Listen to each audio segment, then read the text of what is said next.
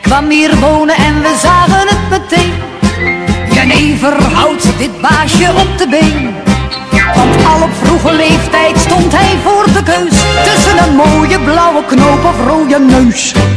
Hij heeft bewust toen voor het laatste maar gekozen en heeft gedacht het gaat wel goed zolang het duurt. Maar nu behoort hij tot het volk der matelozen.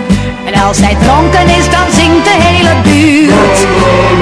Leo, je bent vannacht weer dronken geweest. Je ging me daar tekeer als een beest. Wat ben je toch een...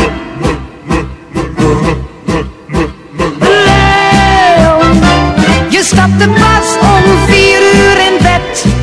Je had niet eens je hoed afgezet. Dat is toch flauwekul.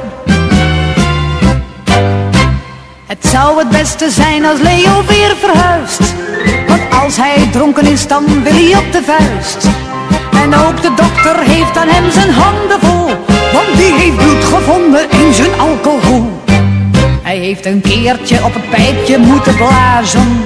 Dat werd niet groen, maar het ontplofte daar op slag. Ja, toen had je net gedonder in de glazen. En de mensen zongen toen de andere dag.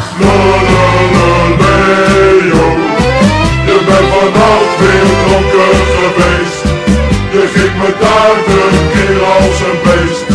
Wat ben je toch een...